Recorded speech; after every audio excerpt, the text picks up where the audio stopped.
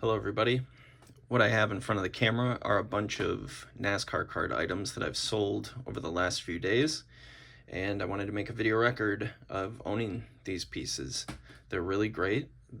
Some of these things are things I thought I would have for a lot longer, and some of them I've had before. Some of them this is the first I've ever had, and it's been great being able to have them in my possession and look at them and collect them and hunt for them and get them in the mail and all that stuff. And much like the other times in my life when I've been involved with collectibles, specifically NASCAR cards, there comes a time where I let go of stuff, and that's a consistent thing, and I really enjoy it. I think that's a really fun way for me to or a delightful way for me to have a hobby and use that hobby to at times support myself. So it's been really great. I always think if I'm buying some things, I always think that at least I'm not buying a bunch of CDs or something where I can't get any value back. And I just like this. I like everything about it. And yeah, so we'll start out with the boxes. This is Wheels Predator First Slash. I believe this is 1997. Yep, so First Slash was like the first run off the line, and they'll have some sort of distinction on there. So I would assume that it's I don't think I've owned some First Slash cards. I don't recall. There has to be, like, I would imagine this is like a foil that's on the front of the card to give it the distinction of being the first production. So factory sealed. One interesting thing about Wheels factory seal is sometimes you can see, like the back here, there's not a single Wheels logo on the back, and sometimes when I've been looking, you kind of think, oh well, that's not factory sealed, but in reality it's just the way that their shrink wrap was made. So there's part of one logo. Is it only on this side? Yeah, so a little bit on both sides, and then only, let's see, one full logo. Where a lot of the other card companies, there'll be, tons of logos on the factory seal. So when you're dealing with Wheels, and sometimes it's on the front, which I think, yeah, that's the case for here. Like, if you're just looking at the box from the front, you're like, oh well, that's a rewrap, because there'd be factory logos, and it looks like that, but then you see there's a little bit there. There's a full one right there, and yeah, oh yeah, so that wraps around there. Yeah, so when you're dealing with the old Wheels stuff, and I think they increased the amount of logos that were on their shrink wrap in like the later 90s. So yeah, actually I have a Wheels box somewhere. Yes, there we go. Exactly. See, so just more frequent. And this is what year is this? 98, right? 1999, Wheels High Gear. All right, let's get back to regularly scheduled programming. And then, oh yeah, let's show what you can get. So the cool thing about the Wheels back in like 96, 97, 98, they had really interesting stuff. Like, you can have just a normal Gatorback card, which will look like this, and it'll look like faux. It's just cardboard, and they texture it so it looks like actual alligator skin. And you can actually get cards that are one every 120 packs, and they have real exotic animal hide on there, and that's wild. That would never fly today. And it was pretty I don't think that it really flew back then either. I think it was really controversial.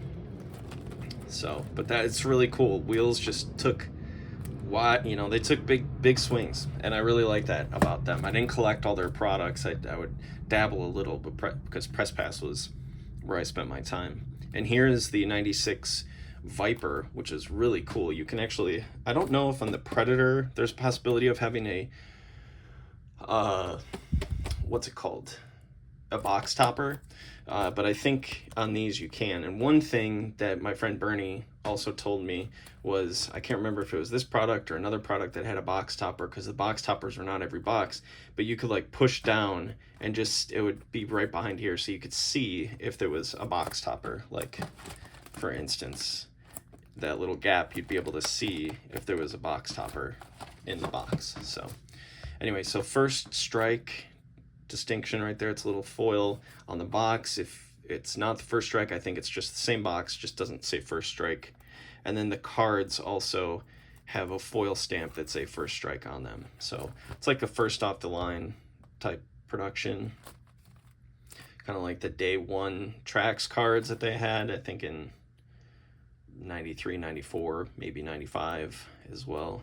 Wait, 93? Yeah, I think they did, because the 93 product was the like the fluorescent pink and yellow design. So featuring 78 Viper cards, 2 parallels, and this one you could get like authentic, I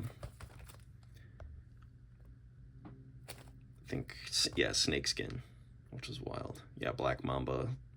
Let's see, Cobra cards, Diamondback authentic. Yeah, that's, so the when it says authentic, that's the distinction, that it's the real piece of hide. The Diamondback would have just been like a textured card. So cool. 2 boxes. Let's do these 6 Toni B autograph cards that I've picked up. I like collecting Toni Breidinger cards. Goodness. And the autographs, but I've kind of decided that I want to collect just her rookie autographs, and I'll collect like the base cards and some of the parallels of the newer stuff. But mostly I'm just going after like rookie card stuff, because once you start as a collector, if you're watching this, you know it expands so quickly. And clearly I'm trying to sell some of this stuff, so if there is anything, if I do have any money that I can use to collect, I have to be very focused with that, and I've been working on that the last couple of years, and it's been really helpful. So this one is 2023. It's the blue. I don't know which, please excuse me, I don't know the different versions. It's a blue Pulsar or something. It's numbered to 25, 22 of 25. You got the Mosaic, which is 2023. Got the Optic Silver, 2023. The, oh goodness, what is that one again? Chronicles XR, 2023. And then 2023 Chronicles. And then we have a 2024 Optic Silver, which is sweet. That's awesome. That's an awesome card. So I got those. Those went out in a lot. Got the Earnhardt 1996 Speedflix Artist Proof. And the odds of getting an Earnhardt Artist Proof is like, because I think it's like one every box. So it's like one every, I think this is like a 72 card set. So it's like one every 72 boxes, and it's got a Gem Mint 10. And I think there's only 1 or 2 of these in a 10. Could be more, could be less. I don't recall. Anyway, it's a badass card. I've been really happy to have this because of how hard it is to get an artist proof of this card. And also, I mean, it's up the man. So the 1992 Traks autograph set featuring Jeff Gordon's rookie autograph, Bobby Labonte's.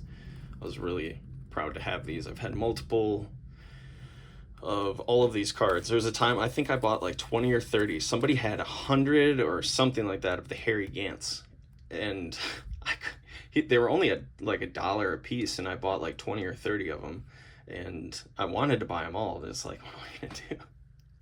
How am I gonna move 80 Harry Gant 92 Traks autographs over a long period of time? And that wasn't my goal. So anyway, Jeff Gordon 1992 Traks autograph, Benny Parsons, Bobby Labonte, Kyle Petty, Ricky Rudd, Bernie Urban, Harry Gant, Rusty Wallace. And there's 2 cards missing from this. this is just a partial set. 1, 2, 3, 4, 5, 6, 7, 8. There should be 10 cards. One is the Earnhardt Petty autograph, dual autograph, which is such a badass card, which I had. I sold that a couple of months ago. That was hard to let go of, and it was the right time. And also a cover card. So the person that bought these is getting a partial set. Hopefully they can complete it. It's been a total joy to have these, and I've had, like I said, multiple of every card. Most recently, I think I've owned one or two. So aside from the one that I just had, I think I owned 2 of the Earnhardt Petty dual autographs in the past. If not one, I know for sure I owned one, and unfortunately that was in my storage unit in one of my treasure boxes, and that's long gone. And it was graded by some other company. It wasn't PSA, it was some random company. So, and at that time I didn't know about the Kannapolis error that the guys like on NASCAR radio talk about and have called out. I wasn't aware of that. So I don't know if it had it or if it didn't. So, oh wait, what am I talking about? I was thinking of the 88 Max card number 99 I had was graded from some random company, but I did have one of the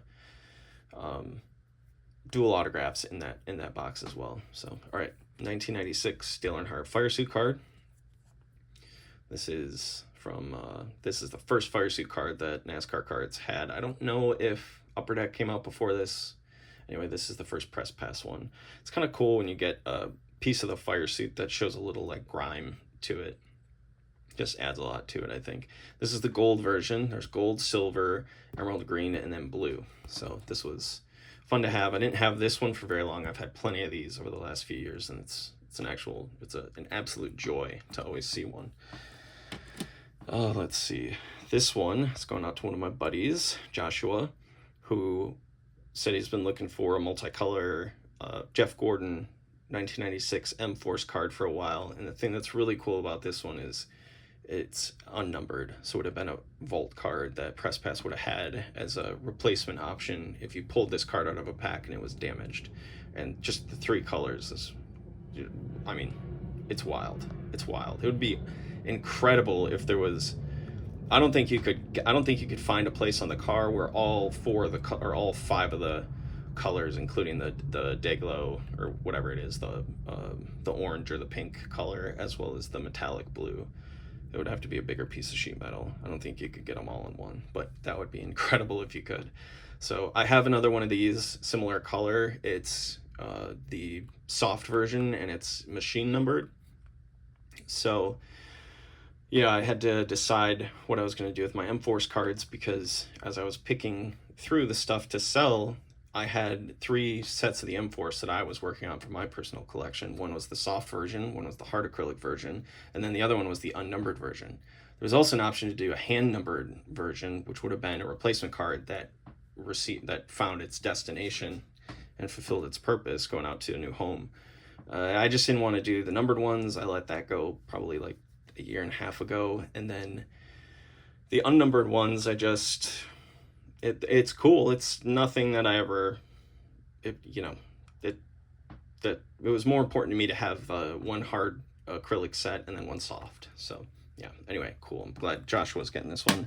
Then I had another Dale Earnhardt M4 sheet metal that went out. I've had, I think since my reintroduction to cards, since 2018, I've owned a maximum of 8 of these, 8 at one time. And then recently I've been slowly like selling them off. I still have 3, maybe 4. So this is cool. I'm glad that this is going to go to a home. The person said they're trying to complete this set, so I'm excited that it's going to somebody that's trying to complete the set. So that's cool. M4 sheet metal. It's incredible card, acetate back sheet metal with a graphic that's put on the back, screen printed or whatever. And then it has an acrylic pour over on the card. So it's ultra thick, and the packaging that they created for this was really large and interesting. They had blister packs for the packs themselves, and yeah, the box was a big cube. Actually, I have my empty M-Force box. right here. So, and they had packs, they would stand up inside there. And they were like hanger packs that you'd find like an action figure, you know, where it has the little place for you to put the metal rod that sticks out from the shelving units at the stores. So yeah, it was really cool. So anyway, also I made a trade for some some different Richard Petty cards, and there are almost 20, and I think 18 to 20, I can't remember how many are in here, autographs from Richard Petty. And I bought these. I do TTM, as you're seeing. I do through the mail autograph requests, and I've gotten plenty of Richard Petty's myself, and those are in my personal collection. Those are not on the trade or the sale block, at least not now or any time in the near future, from what my desires are. Those are off the table. These are Richard Petty's that I bought from a gentleman that's in the NASCAR 500 Facebook TTM autograph group. He was, there's some people in there that sell their stuff, and that's cool, whatever their prerogative is. And these, he had like 30 or 40 Richard Petty autographs, and they were in gold, which I think I bought these at the end of 2021, and Richard Petty was signing in gold that year, and then he switched. And so I was like, dang, that's awesome. So I picked up 30 of the cards, and I can't remember what I paid. I didn't pay much. It's basically like the same as if I would have sent the cards out myself to get them signed. So it was really awesome. So anyway, I was able to use these as trade for some other Richard Petty cards that I'm excited about.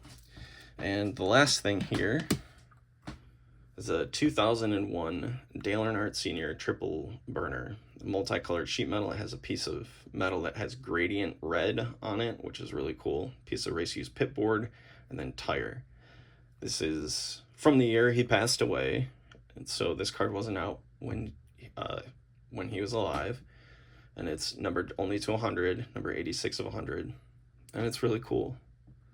There you go. Congratulations, you're now the proud owner of a press pass triple burner race used sheet metal pit board and tire card. These press pass certified authentic pieces of racing history were used by Dale Earnhardt. Awesome. So that's going to Chris. Dale Earnhardt, super collector extraordinaire. Really appreciate you picking this one up. I know it's going to a good place, so that's awesome. So yeah, so wanted to make a video making a record of some of the cool things that I've had in my collection. I wish I would have had some more video, more photos from my experience with cards back in the 90s, and then also from the early to mid 2000s, 2005 to 2008. And I don't, and I'm happy that I'm doing it now, and I'm happy I've been able to participate in the way that I have for the length of time that I have, because this is the longest run. It's been 6 years, and that feels awesome because I've been able to protect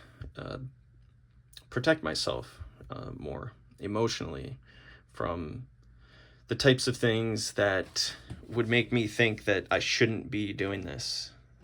And that was very hard to live like that in those in-between times. And I'm trying to not do that anymore. So thank you for watching. Thank you for listening. And yeah, if you like the videos, you know what to do. Thanks.